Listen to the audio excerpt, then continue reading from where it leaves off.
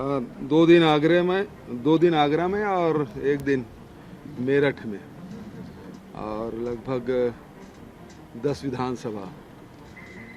और उसके बाद आज चंडीगढ़ में महंगाई के ऊपर प्रेस कॉन्फ्रेंस था।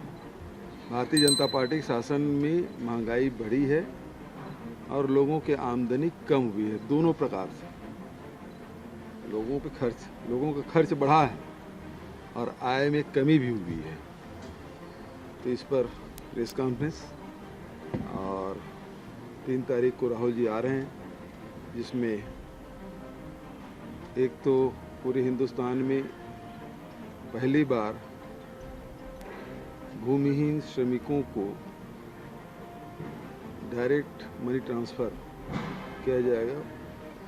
राजीव गांधी भूमिहीन श्रमिक न्याय योजना की घोषणा की गई थी, उसके पहली किस्त राहुल जी की उपस्थिति में जारी की जाएगी।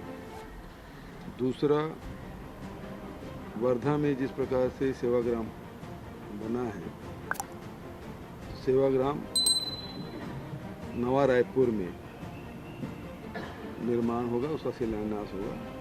तीसरा, अमर जवान ज्योति के भी भूमि पूजन यहाँ किया जाएगा।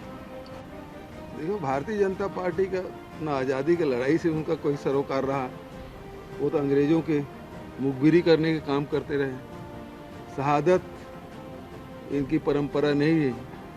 देश के आज़ादी के लिए, देश के एकता और अखंडता के लिए हमारे नेताओं ने अपने प्राणों की आहुति दी। तो इन लोगों को बलिदान से कोई लेना देना नहीं। इनका तो एक ही सूत्र है, राम नाम जपना पराया माल अपना। तो ये लगातार इसी प्रकार के बात करेंगे।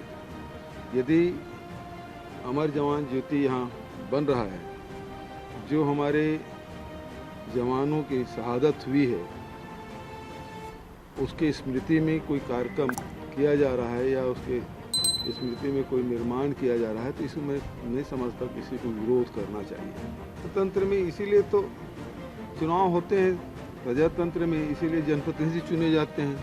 यदि प्रशासन अपने आप काम करते तो फिर राष्ट्रपति शासन सबसे अच्छा नहीं होता था। लेकिन अनुभव तो यही है, राष्ट्रपति शासन आम जनता के हितों में नहीं होता।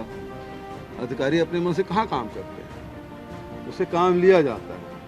तो जहाँ शिकायतें आई उसके हिसाब से निर्देश हुए, और निर्देश हुए तो फिर कार्रवाई भी हुई। लेकिन सीधी बात यह है कि उत्तर प्रदेश की जनता ये देख रही है कि भारतीय जनता पार्टी क्या कर रही है, समाजवादी पार्टी क्या कर रही है और कांग्रेस पार्टी क्या कर रही है। क्योंकि मायावती जी तो निकली ही नहीं अभी तक। उसके बारे में तो सब लोग जान रहे हैं कि भारतीय जनता पार्टी की बी टीम हो गई है। समाजवादी पार्टी भी जाति के आधार पर राजनीति कर रही है। भारतीय जनता पार्टी भी धर्म और जाति के हिसाब से राजनीति कर रही है।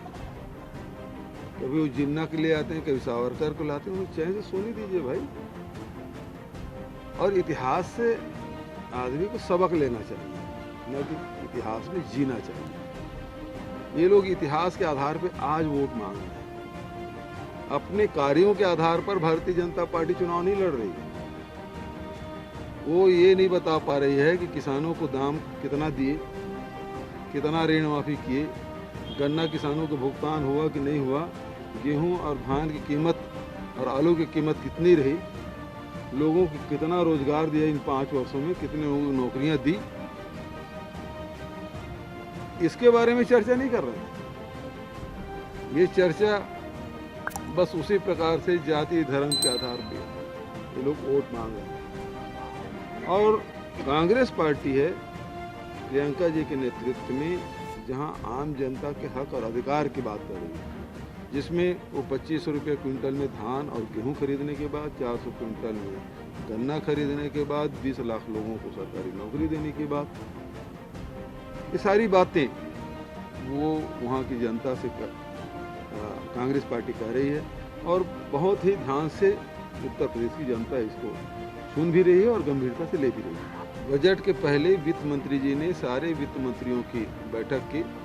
कुछ राज्यों के वित्त विभाग मुख्यमंत्री के पास है, तो मुख्यमंत्री लोग भी गए थे, मैं भी उसमें गया था। तो छत्तीसगढ़ को क्या क्या चाहिए उसके बारे में मैंने वहाँ विस्तार से बात रख दी, लिखित में भी दे दिया, और जब बोलने का अवसर मिला तब भी मैं अपनी बात वहाँ रख दी। अब देखना कल ये है कि उसमें से कितना हो पा रहा है नहीं हो पा रहा है।